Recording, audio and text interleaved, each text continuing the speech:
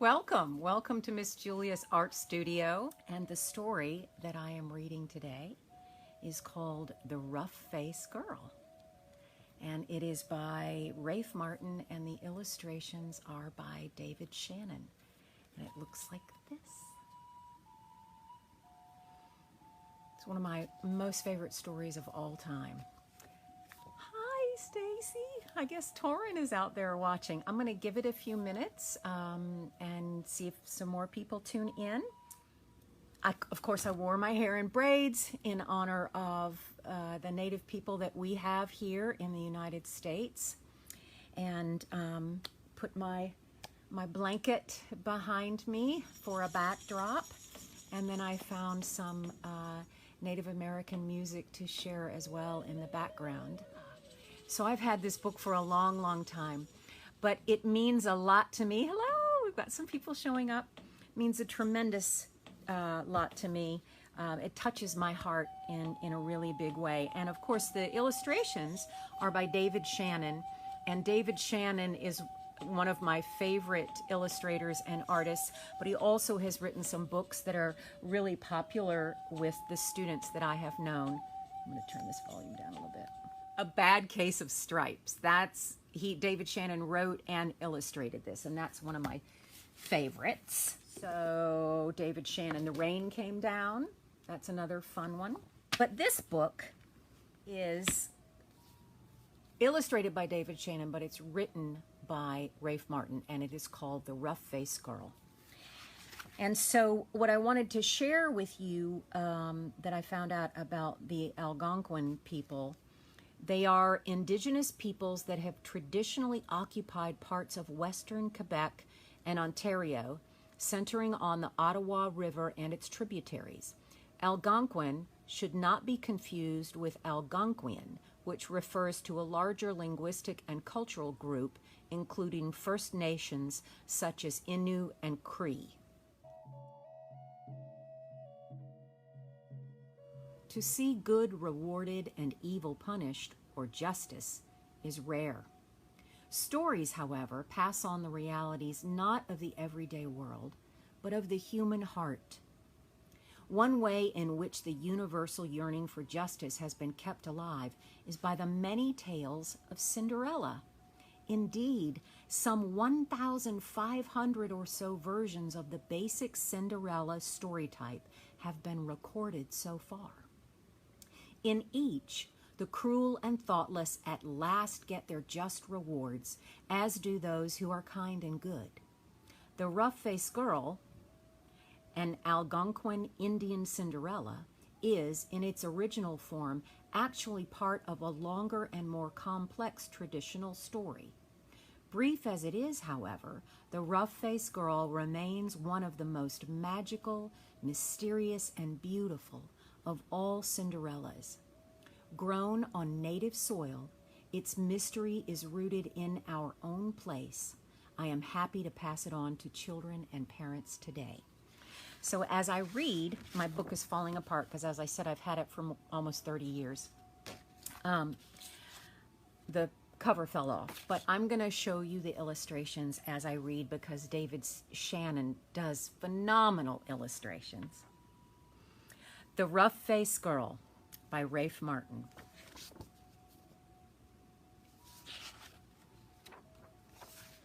Once, long ago, there was a village by the shores of Lake Ontario.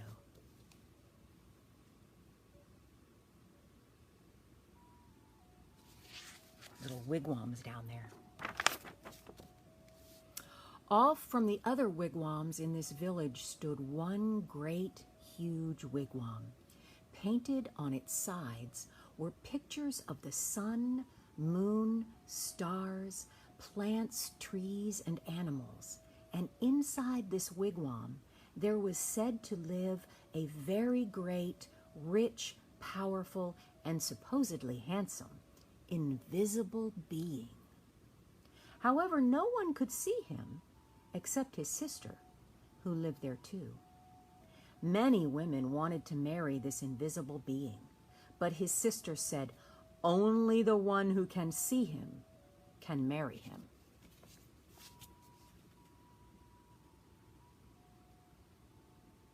I love all the paintings on the side there.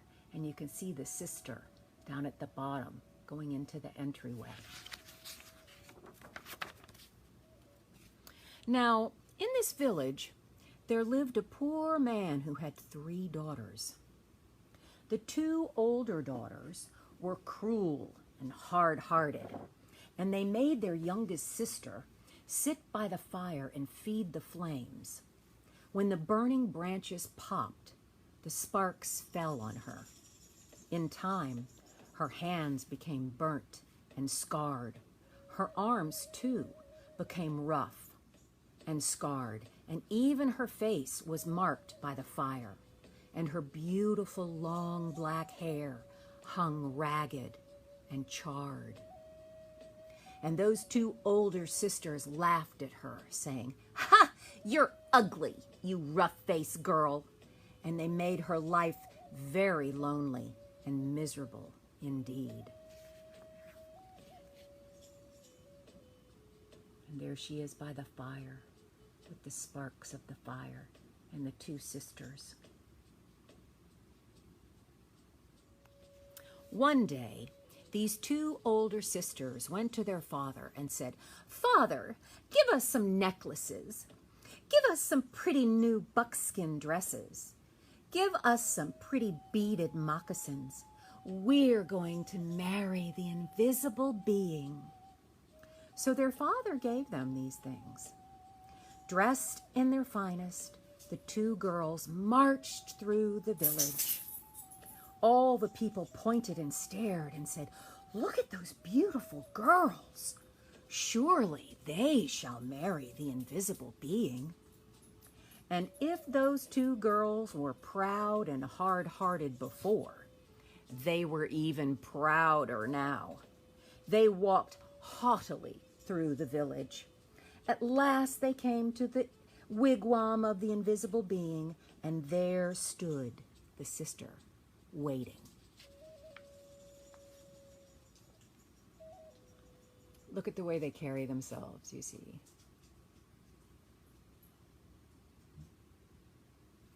Ha!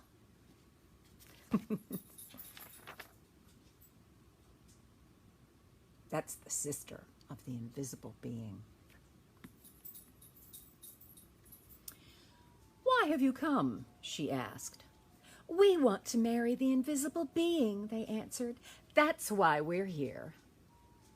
"If you want to marry my brother," she replied, "you have to have seen him. Tell me, have you seen the invisible being?" "Of course we have," they insisted. "Can't you see how pretty we are? Can't you see the beautiful clothes we wear? Oh yes, anyone can tell that we've truly seen the invisible being." "All right," she said quietly. "If you think you have seen him, then tell me, what's his bow made of?" And suddenly her voice was as swift as lightning and strong as thunder.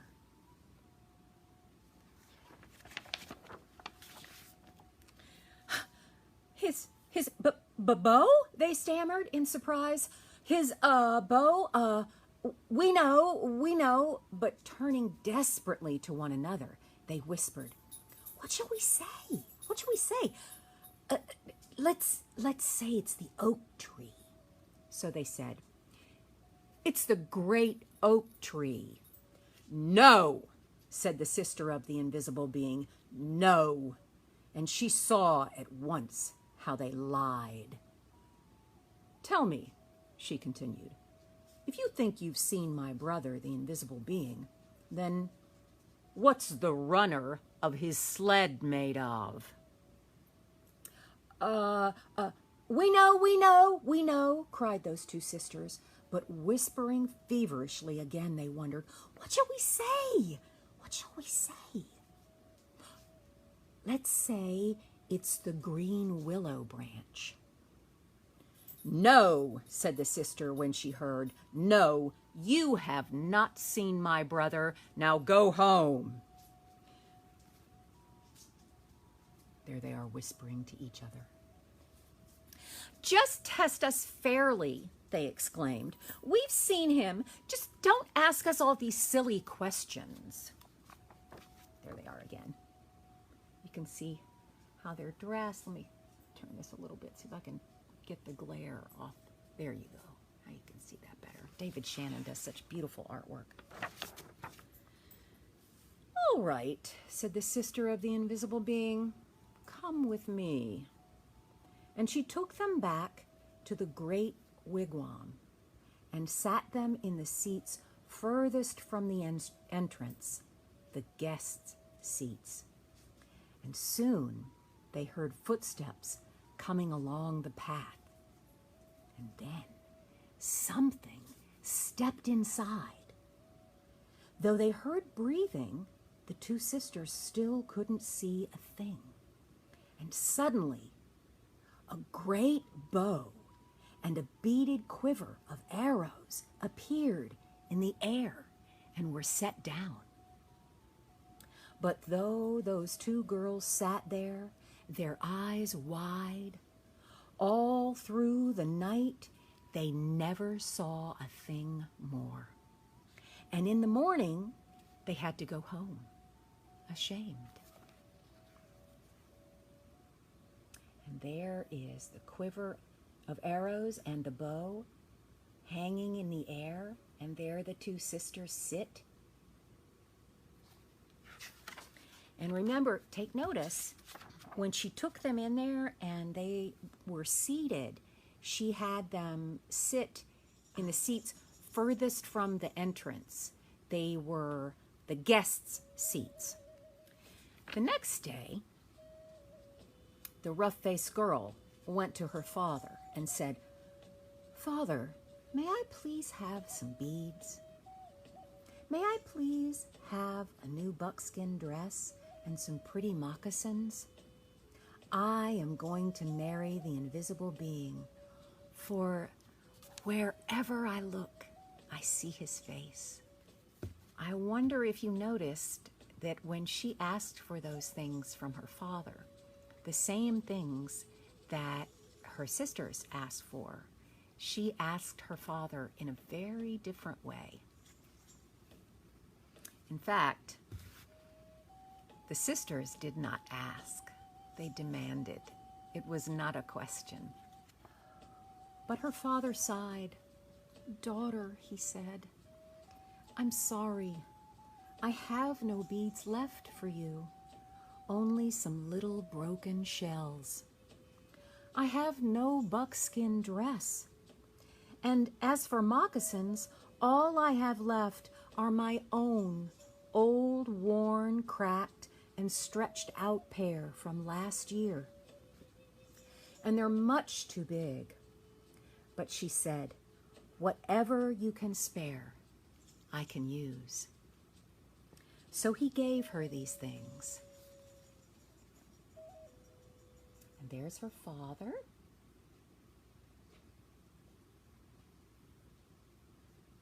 And the broken shells and the buckskin shoes. And then she found some dried reeds. And taking the little broken shells, she strung a necklace.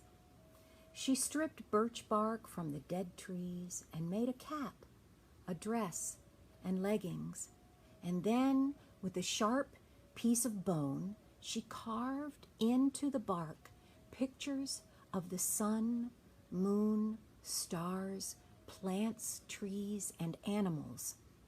And she went down to the lake shore and soaked the moccasins in the water until they grew soft, and then she molded them to her feet. But they were still too big, and they flapped like duck's feet as she walked. Then all of the people came out of their wigwams. They pointed and stared. "Look at that ugly girl," they laughed. "Look at her strange clothes. Hey, go home, you ugly girl. You'll never marry the invisible being." But the rough-faced girl had faith in herself. She had courage. She didn't turn back. She just kept walking right through the village. And here she is.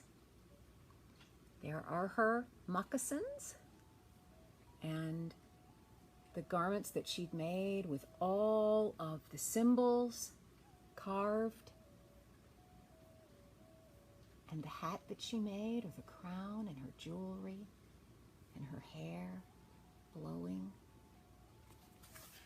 As she walked on, she saw the great beauty of the earth and skies spreading before her. And truly, she alone, of all in that village, saw in these things the sweet yet awesome face of the invisible being. So I'm going to hold this up, and I want you to notice and see if you too can notice the face of the invisible being.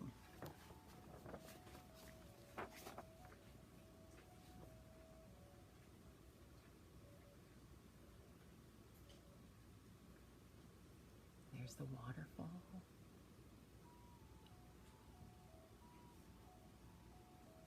Is that her? Yeah, there she is, down there walking.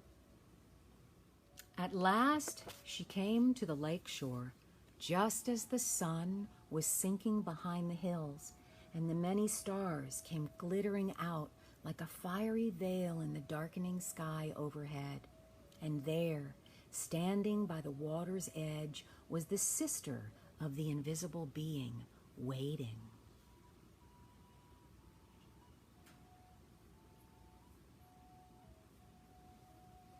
Now, the sister of the invisible being was a wise woman.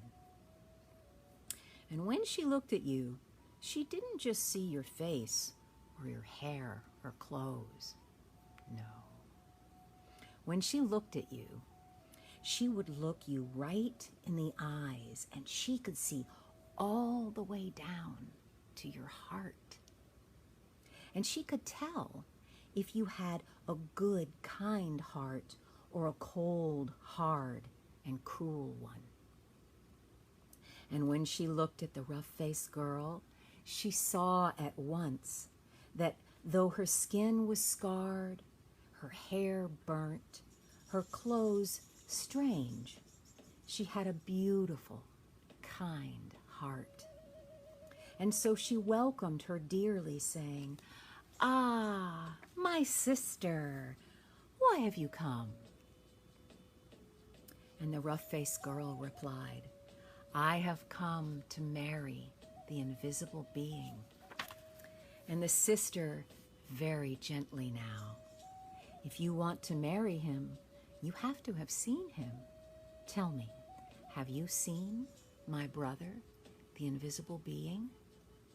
And the rough-faced girl said, "Yes." "All right then," said the sister, "if you have seen him, tell me, what's his bow made of?" And the rough-faced girl said, "His bow? Why, it is the great curve of the rainbow."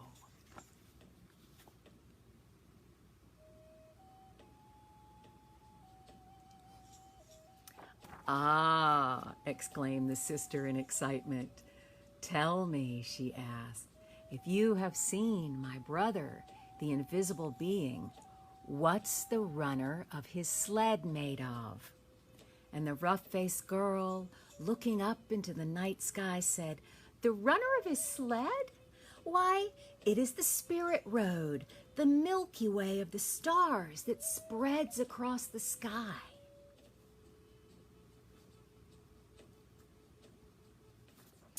"Ah," cried the sister in wonder and delight, "you have seen him. Come with me." And taking the rough-faced girl by the hand, she led her back to the great wigwam, and she sat her in the seat next to the entrance, the wife's seat. And then they heard footsteps coming along the path, closer and closer. The entrance flap of the wigwam lifted, and in stepped the invisible being. And when he saw her sitting there, he said, "At last, We have been found out." Then, smiling kindly, he added, "And oh, my sister, but she is beautiful." And his sister said, "Yes."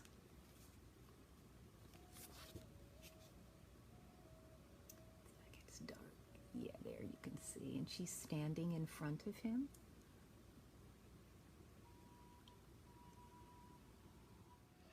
The sister of the invisible being gave the rough-faced girl the finest of buckskin robes and a necklace of perfect shells. "Now bathe in the lake," she said, "and dress in these." So the rough-faced girl bathed in the waters of the lake. Suddenly, all the scars vanished from her body. Her skin grew smooth again, and her beautiful black hair grew in long and glossy as a raven's wing. Now anyone could see that she was indeed beautiful, but the invisible being and his sister had seen that from the very start. And there she is, bathing in the waters of the lake. Then, at last, the rough-faced girl and the invisible being were married, and they lived together in great gladness and were never parted. There they are.